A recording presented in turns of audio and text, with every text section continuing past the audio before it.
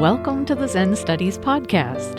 This is Domio Burke. Thanks, as usual, to new supporting members of the podcast. And this time, there's been 2 new members since my last podcast release, and both of them are from the Netherlands. What's the chances of that? And they seem to have found the podcast in different ways. Linda from Voorschoten and Tamara from Berlicum. Thank you. So almost everyone who practices meditation or mindfulness encounters the phenomenon of the wandering mind. When, despite your conscious intention, your mind is filled with thoughts that have nothing to do with your current experience.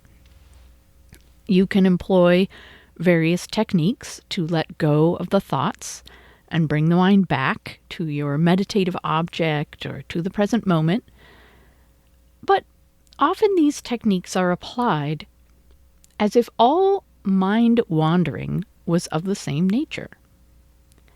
I investigate different reasons your mind wanders and how they call for different responses.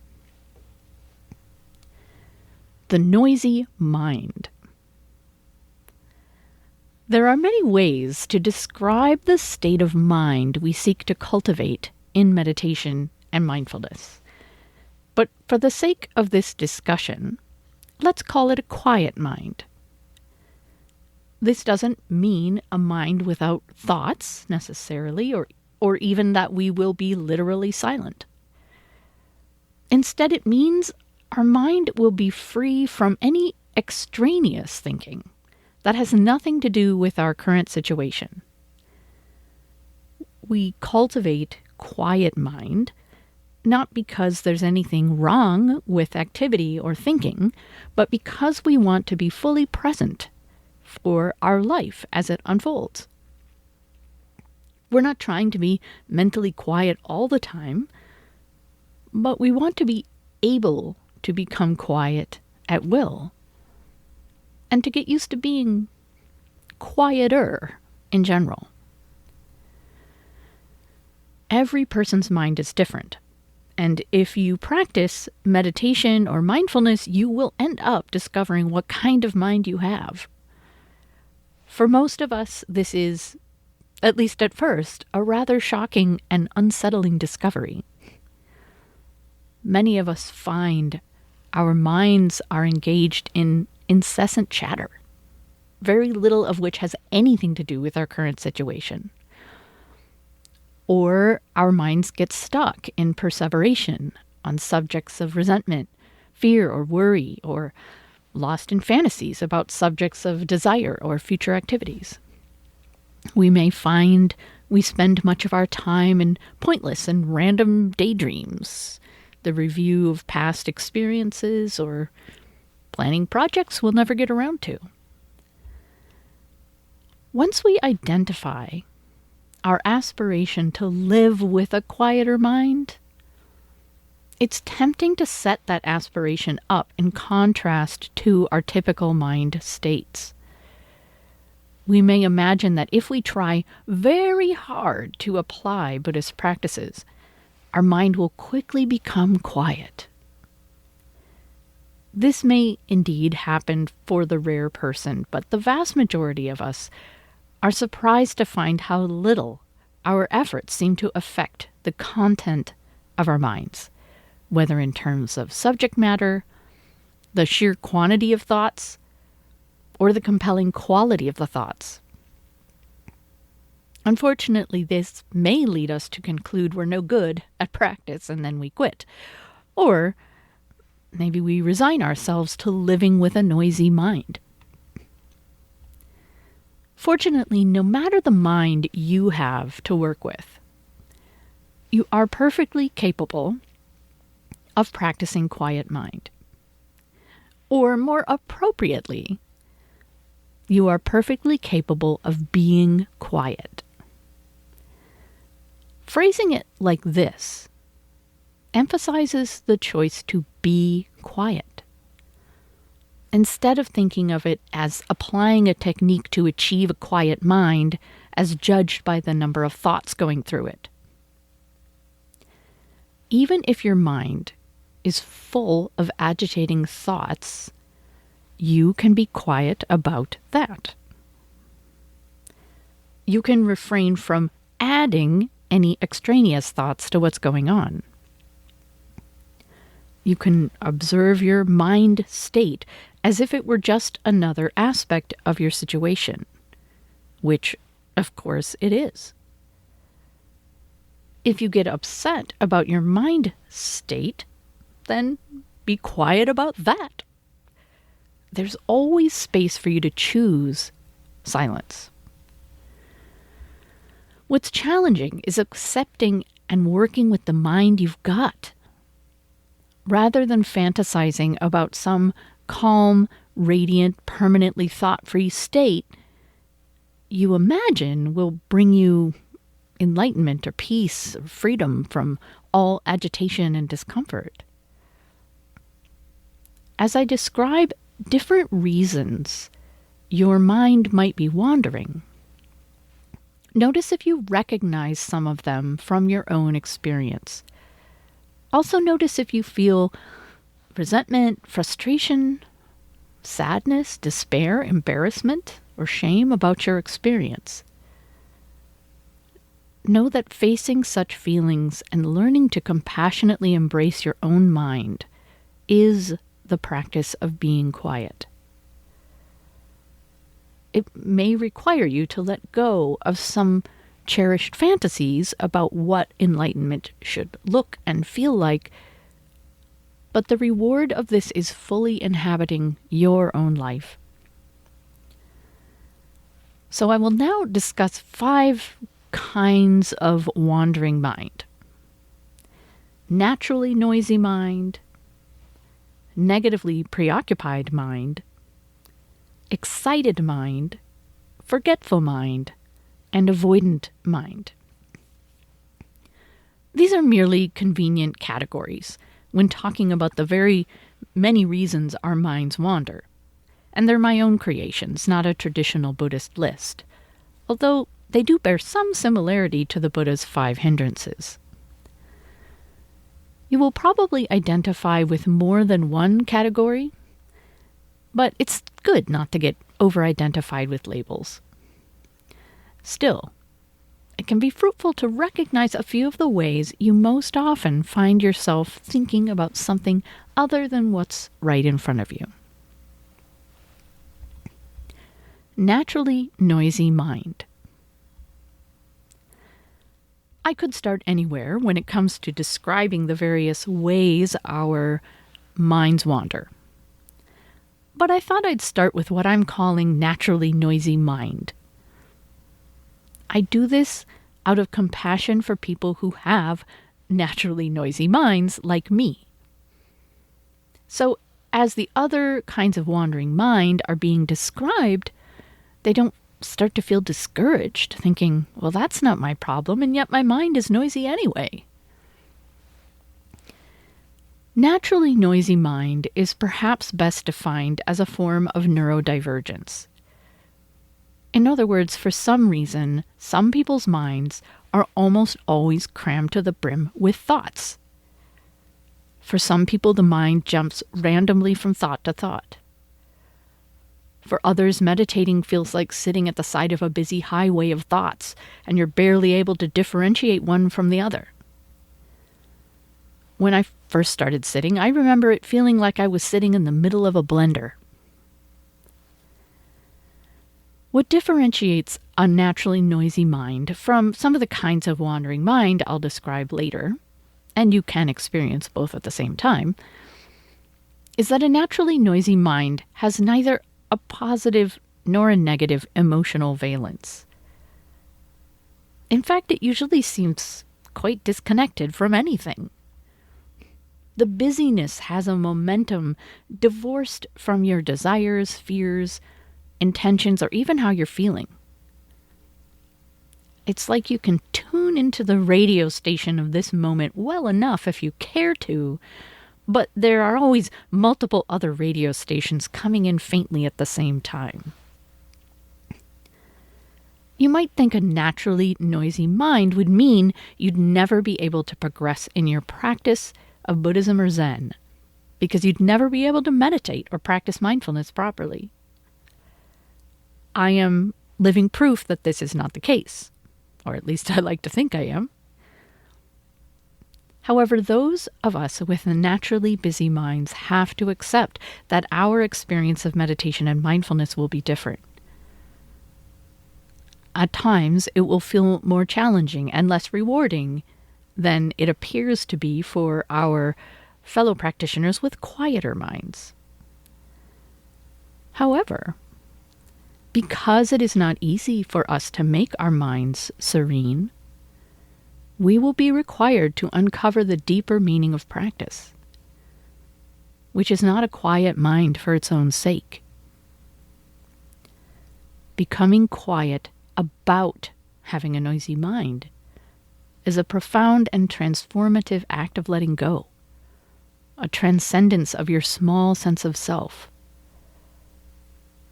And then you can realize it only takes an instant of true quiet to perceive what is most true. Negatively preoccupied mind. The next kind of wandering mind is a negatively preoccupied mind, and this category includes many different negative preoccupations.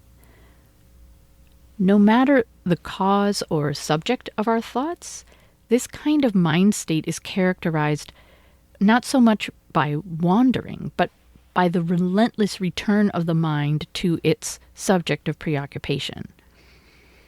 And it's not necessarily that the subject itself is negative, but that the experience of preoccupation is negative. So I'll talk separately about 4 reasons our minds get stuck on negative subjects, because they're different and call for different responses. So first, we naturally become negatively preoccupied when we're experiencing turmoil in our personal lives or witnessing it in the wider world. You may have experienced painful losses or be anticipating them. You may have difficult decisions to make or need to tolerate ongoing situations that are ambiguous or troubling. Trauma from the past may be causing problems in the present. Looking at the wider world, you may feel disempowered and despairing. If we're able to set aside our concerns and practice quiet mind during meditation or periods of mindfulness, we will find that doing so is incredibly helpful to our mental health and our ability to respond skillfully in our life.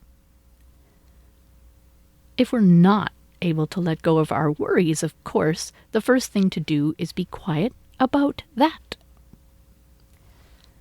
Then it may help to remind ourselves that allowing some space for being quiet will help us better deal with any problems we are facing, just as it helps to get enough sleep. Sometimes people subconsciously think that taking time for meditation or mindfulness is self-indulgent. And this is unfortunate because it often means they will neglect those practices just when they need them most.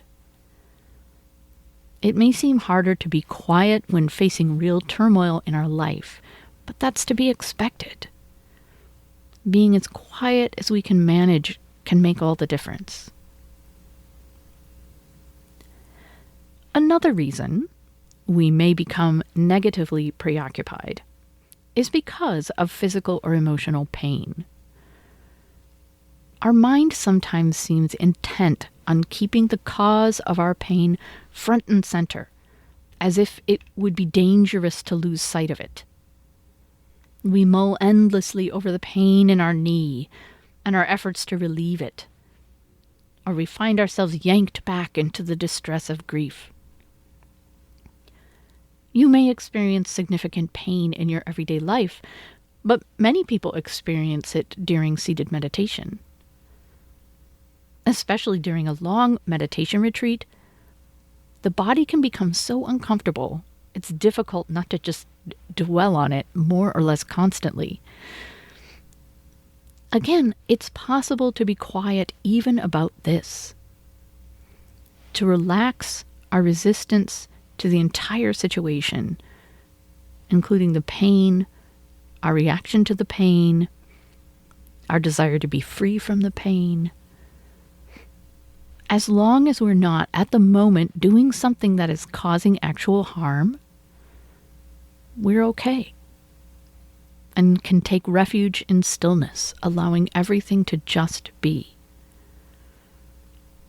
This can be very difficult to do depending on our pain level, but it's possible to at least momentarily touch a place that's untroubled by the pain. And learning how to do this can be a profound and valuable lesson.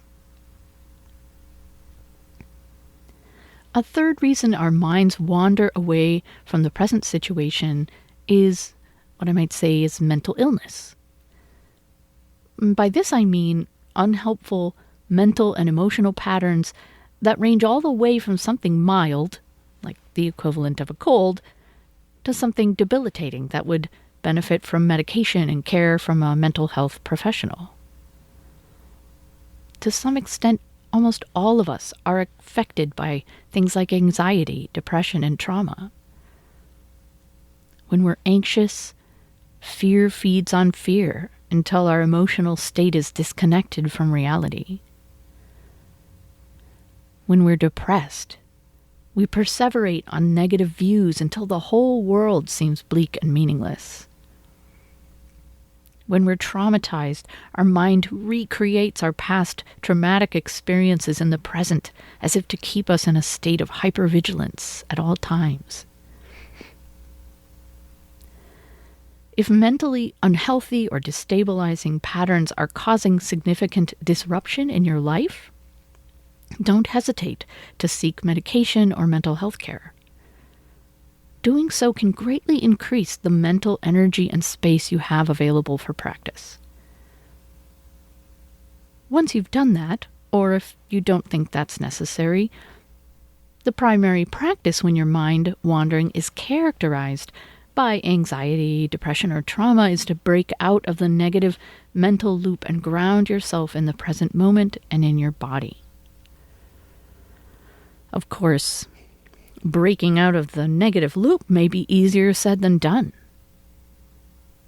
One approach that may help is identifying the negative thinking as the demon Mara, who came to discourage the Buddha when he was seeking awakening in meditation.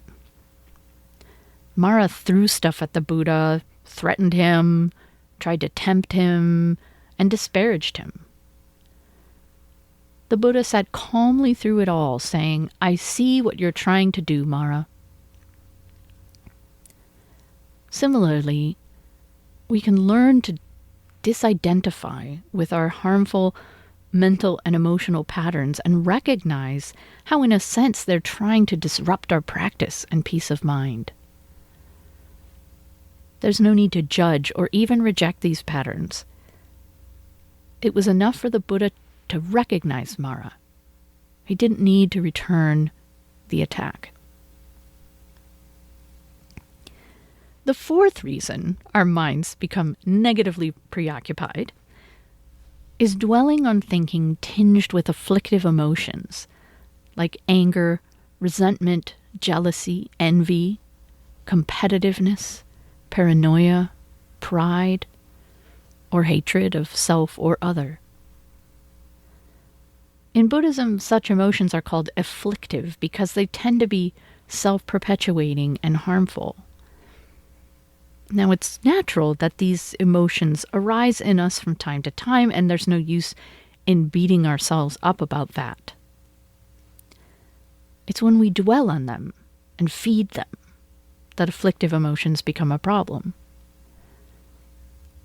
We can waste an entire meditation retreat mulling over a resentment based in a past experience, or comparing our practice to that of others. When we're caught up in afflictive emotions, we need to recognize that we're clinging to a narrative about our life. No matter how intense the feelings involved, no matter how convinced we are that we're right, it's just a narrative. We call this contriving reality for the self. A story about our life may contain some truth, but it never contains the full, lively ambiguity of living. In fact, the more afflictive emotions involved, the more skewed and diluted our narrative is likely to be. The very fact that our mind won't let the narrative go is evidence that some part of us knows the narrative isn't all it's cracked up to be. The first step to letting go of a preoccupation with afflictive emotions is trying to convince ourselves that we are indeed just dwelling on a narrative, and that narrative is not synonymous with reality. In fact, it's obscuring our perception of reality, not to mention ruining our appreciation of the present moment.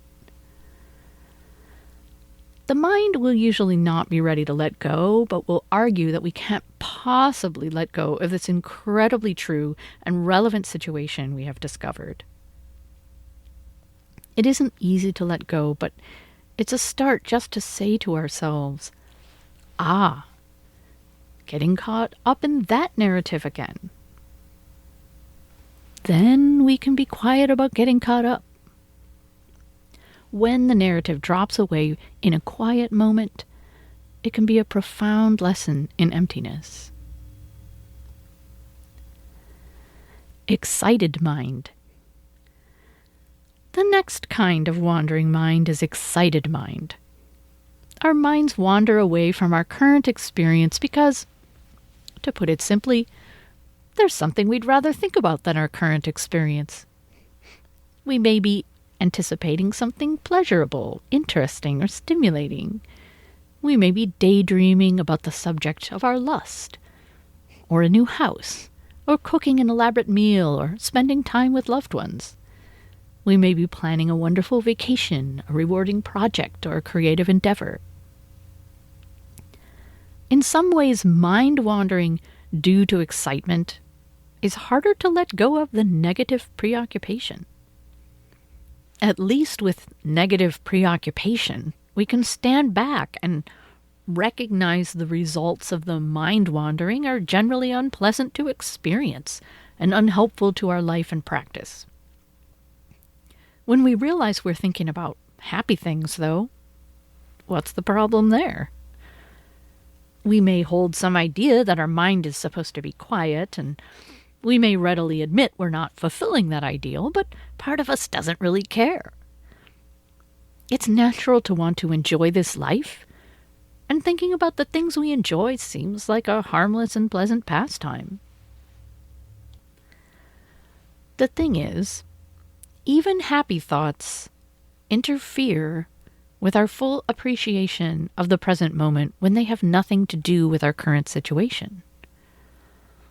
Even pleasant or creative thinking is not the practice of being quiet. I won't go into the importance of quiet mind here, as I've talked about it recently. See episode 290, Realization, Direct Experience of Reality with a capital R. But basically, it's a pivotal part of our practice to spend time being quiet. Hopefully, if you've practiced for a while, you'll have some taste of why. You may even have had a profound realization of why it's important to be quiet sometimes. But then you forget. When we're preoccupied with our pleasures, we're like the children in the Mahayana Buddhist parable of the burning house from the Lotus Sutra. In the parable, the father of the children calls for them to come out of the house to safety, but the children are so caught up in their play that they ignore his calls. Only when the father promises the kids that even better toys can be found outside the house that they come running out. It may seem negative to compare the joys of our human lives to playing with toys in a burning house. But this analogy reflects a truth that we often choose to ignore. Our lives are shockingly short and ephemeral. They usually don't seem so as we go about our daily lives. Sometimes we even wish time would pass more quickly, so some anticipated event will come about. But when we finally face death or profound loss, the almost universal human response is, already?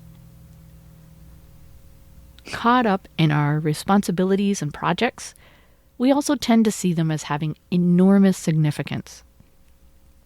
When we momentarily gain a larger perspective, when faced with death or loss, or maybe just when we're able to be really quiet, we may realize our priorities have been out of alignment with what really matters to us.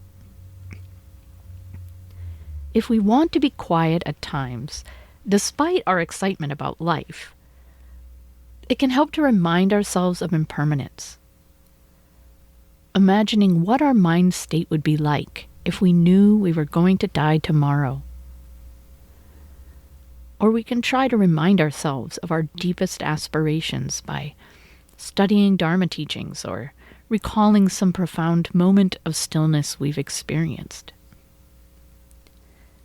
We might think of the teaching of Thich Nhat Hanh, who pointed out that if we can't mindfully eat an orange, enjoying each moment of the experience, we can't really enjoy anything.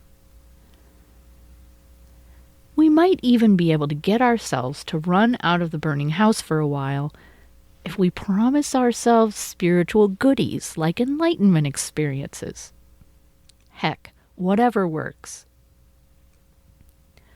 Our life may call us to go back in the burning house and continue with our activities, but it will be best for ourselves and others if we don't forget our true situation. Forgetful mind. The fourth kind of wandering mind is forgetful mind, where we're unfocused and think aimlessly about this and that. This kind of mind wandering lacks the frenetic quality of naturally noisy mind, the obsessions of negatively preoccupied mind, and the anticipation of an excited mind. We're forgetful of any intention to be quiet or mindful or appreciative of our current experience. Instead, we rehash the plots of TV shows in our head, speculate pointlessly about subjects we know nothing about, or come up with creative solutions to problems that don't even need solving. Psychological research has shown that we engage in pretty much ceaseless mental activity unless we're actively paying attention to something like entertainment or a demanding task. When our mind is chattering on without a direct relationship to our current experience, it's called our default mode.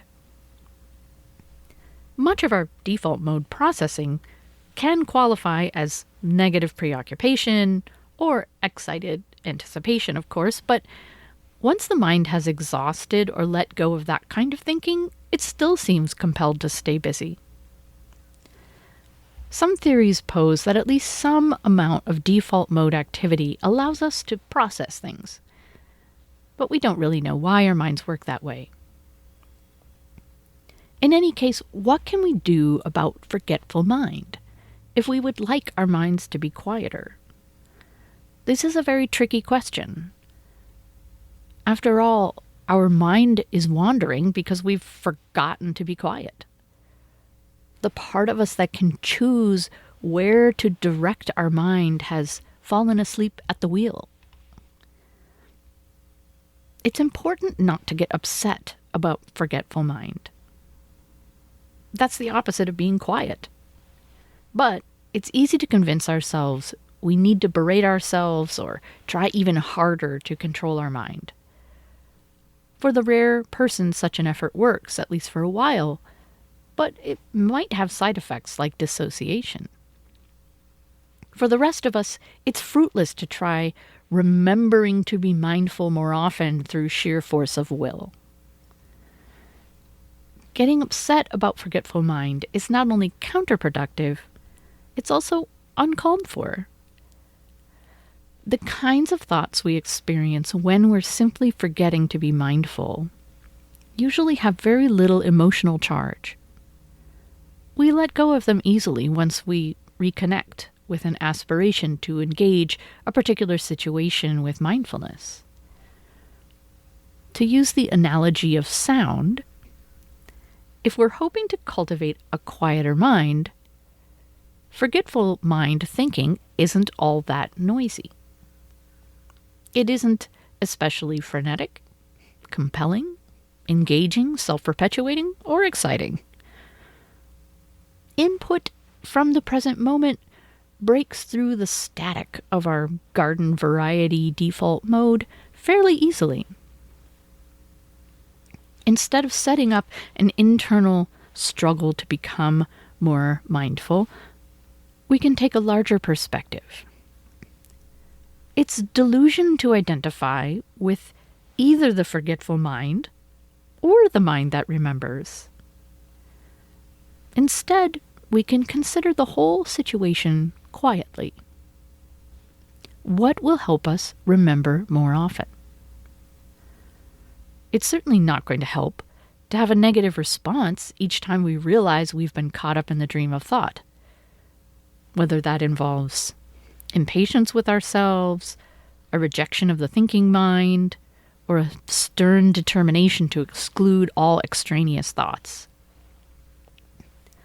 Instead, we can be grateful that we've remembered to be mindful, and then throw away self-centered thoughts about how well or how poorly we are managing to do this. We can focus positively on enjoying what we're currently doing or experiencing it. If we can't bring ourselves to enjoy it because we find our situation unpleasant, then at least we can appreciate simply being alive to experience anything at all. Enjoyment and appreciation of our life becomes easier over time, not only because we practice meditation and mindfulness, but also because we make peace with our life through other aspects of our practice. Very naturally and gradually, our interest in what's happening here and now grows, leaving us less inclined to get absorbed in mind wandering. Avoidant mind. The fifth and final kind of wandering mind I want to discuss is avoidant mind, where we find ourselves thinking largely because of our fear of emptiness. This usually happens within the context of silent retreat, but it may happen during our regular meditation practice.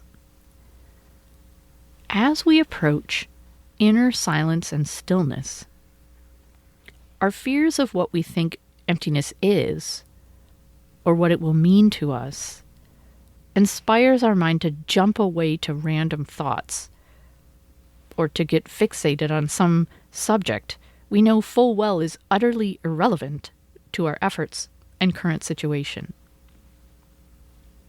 I remember sitting in Zazen and designing elaborate shelving to organize cluttered areas of the Zen center, all in my mind.